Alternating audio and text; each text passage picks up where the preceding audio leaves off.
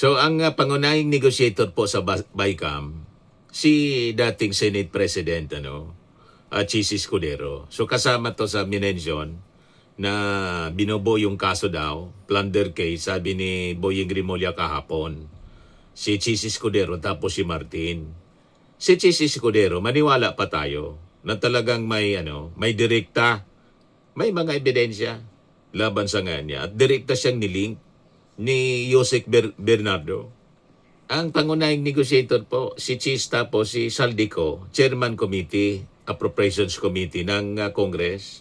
At si nahuli kam, mga kababayan, si Chis Escudero, 2 beses, not once but twice, pumunta doon sa Congress. Ano yung sadya niya doon?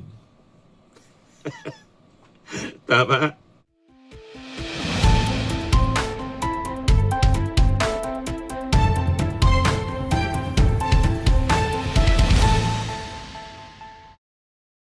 Hello po mga kababayan, si Dante Maravillas. Linawin natin, nagpalabas na po ng press release ng statement yung kampo ni Martin Romualdez after na magpa-press con si Ombudsman Boying Rimulya kahapon at sinabing naganda na sila ng plunder case laban kay Martin pati si Chis Escudero. May relasyon sa flood control scandal. Plunder daw yung kanilang inihahandang kaso. So ito yung statement na pinalabas ng abogado ni Martin as published ng GMA. Sabi diyan, statement of Attorney Adi Fardo, lawyer, spokesperson of late Representative Martin G. Romualdez. We have taken note of news reports regarding the alleged preparation of a complaint involving Representative Ferdinand Martin G. Romualdez. To be clear, sabi niya, this refers only to a reported preparation of a complaint. There is no filed case, no finding of probable cause, and no determination of liability as of this time. Kasi siguradong aatake na naman po yung mga DDS influencers na puro sinungaling. Papakalat na naman po ng mga propaganda using the statement ng Ombudsman. Naganda pa man lang po, wala pang kasong final. We respect the processes of the Office of the Ombudsman and will fully cooperate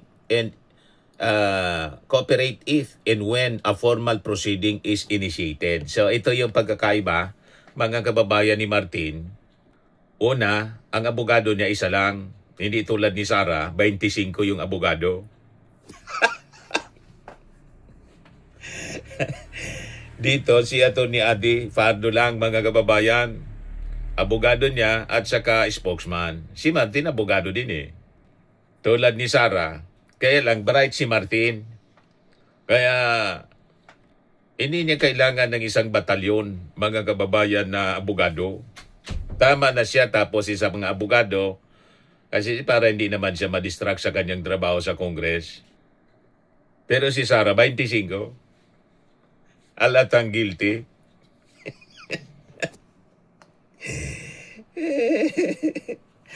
At ready si Martin na harapin ito, mga kababayan. Nire-respeto niya yung proseso. Si Sara, puro technicality.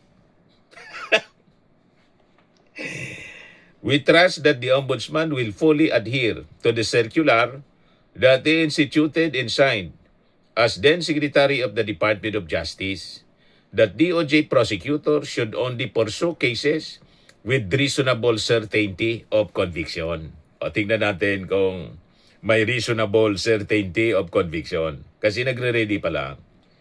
We want to emphasize that to date, there is no evidence linking Representative Romualdez to any ghost and substandard projects pertaining to the flood control issue.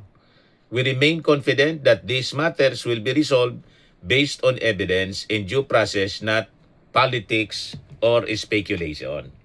Kaya ito pinag-usapan natin, mga kababayan, ngayon. Kasi siyempre, gagamitin din itong armas laban kay Martin Romualdez kasi talagang pinag-iinitan po si Martin. O, di ba? Si Martin talaga yung target para isunod yung ating Pangulo. Yun ang sistema ng mga propaganda, mga kababayan ng kampo ni Sara Duterte. So makikita natin dito mga kababayan, propaganda, hindi man po ostisya. Ang totoong larawan ng issue laban po kay Martin Romualdez.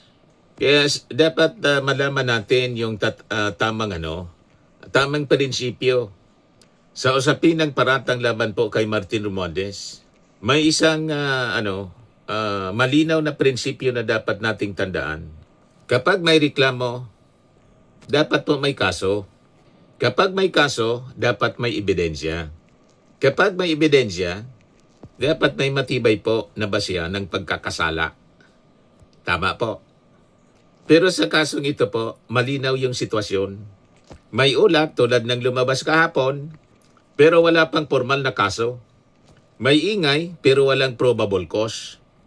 May paratang, pero walang napatunayang kasalanan. So dito mga kababayan, pumapasok yung tanong, kung may basihan talaga, bakit hanggang paganda pa lang ng reklamo? Naganda pa lang daw. Tama. After how many months na po yung lumipas, naganda pa lang? O di ba, mga kababayan? So preparation pa lang, mga kababayan, hindi pa kaso. Tulad ng sinabi ni Attorney Adi Fardo, spokesman ni Martin Romualdez. So unang dapat nating linawin, mga kababayan, ang lumabas ay ulat pa lamang ng paghahanda ng reklamo. Wala pa pong naisasampa na kaso sa Office of the Ombudsman. Wala pang findings ng probable cause. Wala pang desisyon o hatol. So sa madaling salita, ito ay nasa antas pa lamang mga kababayan ng diskusyon at proseso. Hindi po ng adjudication. Dagdag pa mga kababayan, maging yung ICI. Malinaw po na nagsabi sa kanilang referral ay issued without finding or conclusion of guilt or liability. Ito yung malinaw na statement ng ICI mismo. Walang finding of guilt or liability laban kay Martin Romualdez after na sila magsagawa ng investigasyon. O, di ba, mga kababayan? So, ano ang ibig sabihin nun? Ang ibig sabihin, walang napatunayan, walang hinatulan, walang direktang ebidensya na nakita po yung ICI laban kay Martin Romualdez. So sa standard mga kababayan ng Ombudsman, dapat hindi haka-haka. Hindi po pwedeng haka-haka lang. Puro haka-haka.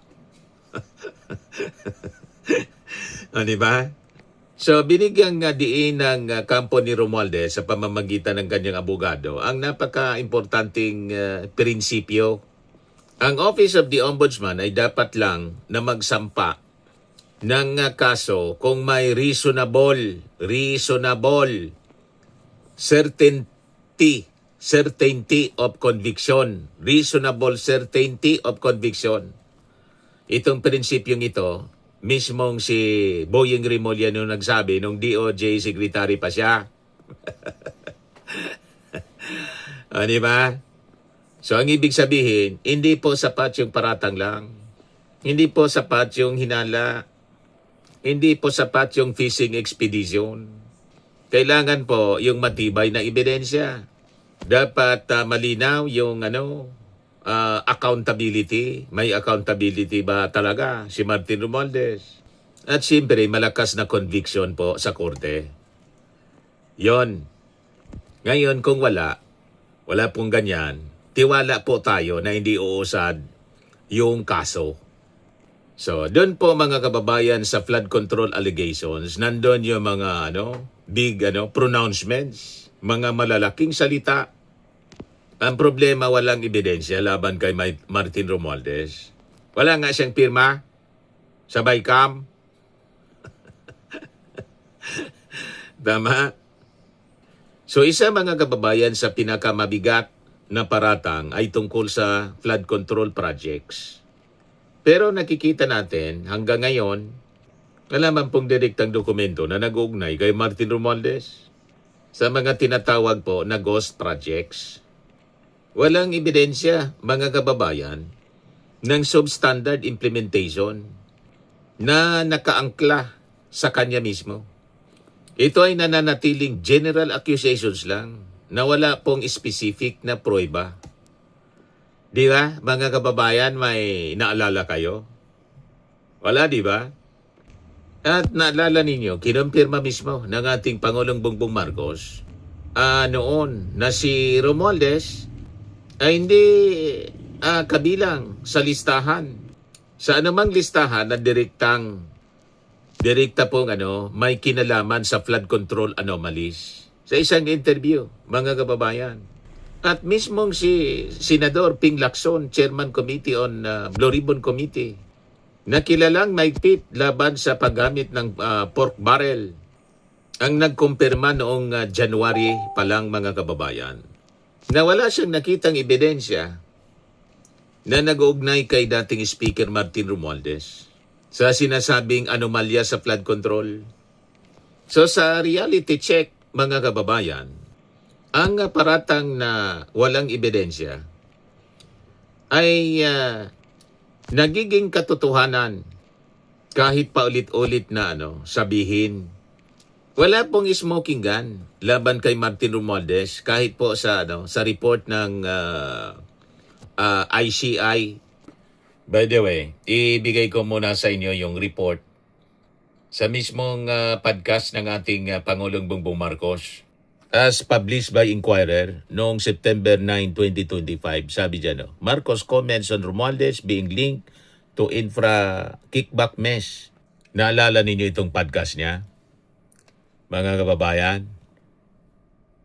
Yan ang sabi dyan. President Ferdinand Marcos Jr. on Tuesday stressed that while name dropping is not a crime, using another person's name to still constitutes one. This was his response to allegations made by contractor couple Pacifico Curly Discaya and si Sara Discaya, who claimed that the name of House Speaker Martin Romualdez Marcos cousin was being used to obtain commissions from infrastructure projects. In a sit-down interview with the media, Marcos was asked about the couple's accusations. We will have to look. If it is true, then there's really a problem because it was indeed ordered, said Marcos in Filipino. Sabi ng ating Pangulo, if it is true niya, then it is true. But if it's just hearsay or mere speculation, we will also show that it's nothing more than speculation. But we cannot come to any conclusion yet now. Wala pa yung Investigative Independent Commission. O ngayon, in-invite ng ICI Martin at sa kanilang referral sa Ombudsman, walang findings of guilt yung ICI kay Martin Romualdez. Di ba, mga kababayan? O ito naman yung statement ni Ping Lacson, January 12, 2026. To House Representatives back Lacson, no evidence linking Romualdez to flood control mess. Yan yung statement, mga kababayan, ni Lanao del Sur, 1st District Representative Sia Alonto Adjong and Deputy Speaker Ronaldo Pono. The lawmaker also cited Lacson's statement that no witness had directly implicated Romualdez except Orly Gutesa, the whistleblower floated by Senator Rodante Marcoleta. Gutesa's testimony remains unsubstantiated and he failed to appear before the DOJ, the Office of the Ombudsman, or the ICI to affirm his claims under oath. After nabanggitin yung pangalan ni Martin Romualdez, in-invite ng DOJ, nagtago na.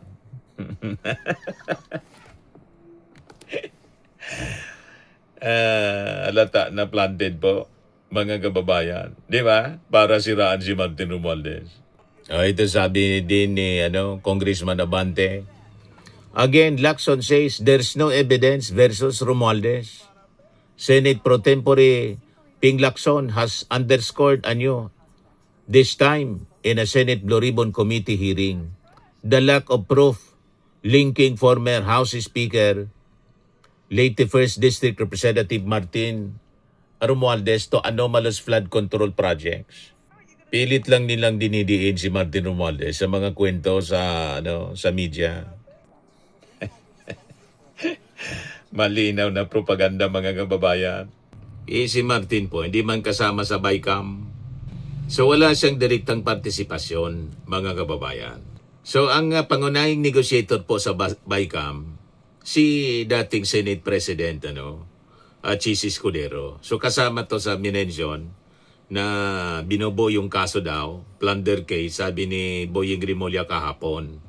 Si Chis Escudero tapos si Martin. Si Chis Escudero, maniwala pa tayo na talagang may direkta, may mga ebidensya laban sa nga niya. At direkta siyang nilink ni Yusek Bernardo. Ang pangunahing negotiator po, si Chis tapos si Saldico, Chairman Committee, Appropriations Committee ng Congress.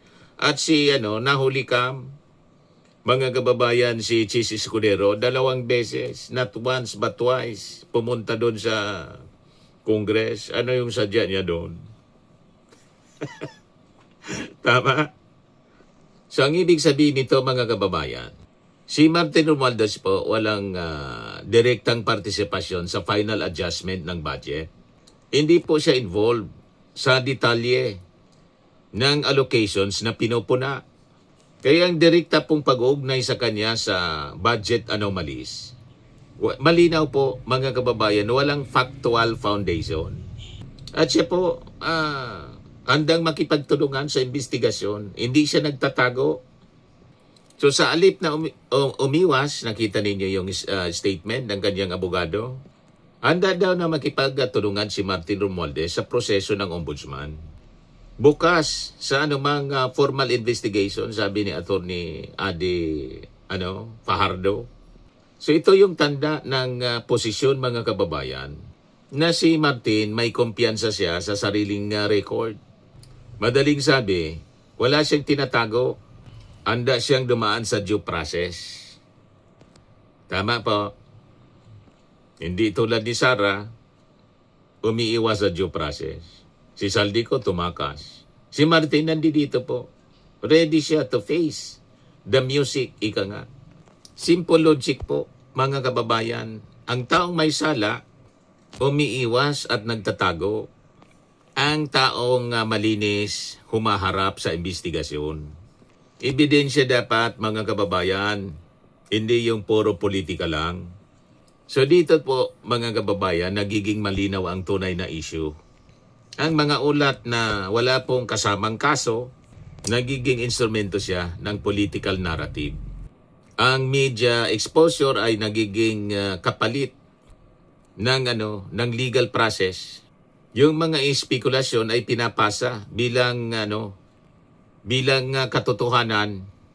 Pero sa ating batas, mga kababayan, yung mga opinion ay hindi po yan ebidensya.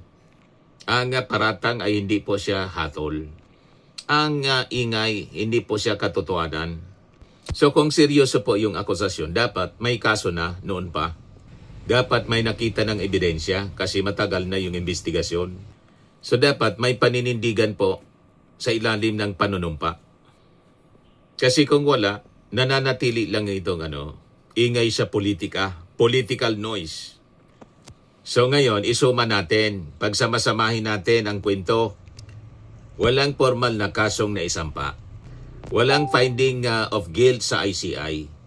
Walang probable cause na nailatag. Walang direktang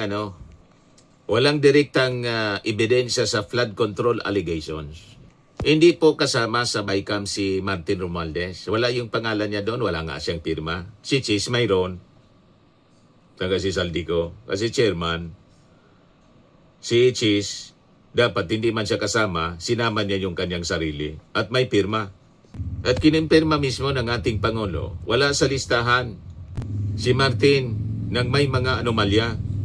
Ang referral ng ICI ay procedural, hindi hatol. So ito po ay nagpapakita ng isang bagay. Wala pong legal na basihan yung mga paratang kay Martin Romualdez, yun ang malinaw po, lumabalabas dito sa mga kwentong ito. So ang tunay na tanong, kung may matibay na kaso po, bakit wala pa sa korte? Tagal na ng investigasyon, di ba? Bakit wala pang ebidensya na nailalatag? Bakit puro ulat lang, walang aksyon? So kung may ebidensya po, tama lang, iharap sa ombudsman. Kung may kaso, patunayan sa korte ni Martin Romualdez na malinis nga siya. Pero po, kung puro paratang lang, hindi yan po ostisya. Kundi ingay lamang mga kababayan na naisasamantala ng politika sa Pilipinas. Tama, mga kababayan? Sa mga naghanap ng malinis and spacious fitness gym, pumunta lang po kayo sa aming Colossal Fitness Gym. We also offer Grab Car Rental with our brand new 2023 model ng Toyota Innova. We also accept booking for those who are planning to travel via PAL, Cebu Pacific, and other airline companies, local and international, and bills payment for Meralco Bills, PLDT, Aleco Bills, etc. Ang Colossal Fitness Gym is located at 3rd floor Security Bank Building, Landco Business Park, Legazpi City, Albay. For inquiries, look for Chilon Maravillas. Contact number 0966-802-0949. Yan yung aming Innova. Lagi na pong matao sa amin. Pati mga foreigners po, tingnan ninyo. Mga British tourists sila. Ang lalaki ng katawan na, mga kababayan, nag-gym sa amin. Ito naman po, Indian National. Ito mga mga European sila. Ito naman yung bago naming product na binibenta online, Eye Glow Serum. Whitening po siya galing sa South Korea. Tingnan ninyo yung epekto sa aking anak na architect entrepreneur, Riz Maravillas. For inquiries, look for Riz Maravillas on FB. Ito naman po, Fairmax Firming and Lifting Cream. Pinapahid po sa mga pulses in other affected area. Painan po ito sa mga pains at paninigas na mga kaso-kasuan. Ito po, Automax Radiant Serum. Sa mukha naman yung application. Anti-aging po siya. You will look 10 years younger than your age. Ito naman po yung bagong product naming binibenta online. I am a worldwide amazing pure organic barley powder drink mix from Australia. Mainam po ito sa mga cancer patients. Tingnan ninyo itong cancer patient, mga kababayan. Cancer-free na po siya ngayon. Si Yuritan, ovarian cancer survivor, sabi niya, barley did not just save my life, it gave me a new life. In 2019, Yuli faced the fight of their life. Through surgery and harsh chemotherapy, I am worldwide amazing pure organic barley became her source of strength. It boosted her immune system when she needed it most and gave her the energy to keep going. 100% organic siya, immune system booster, trusted by survivors.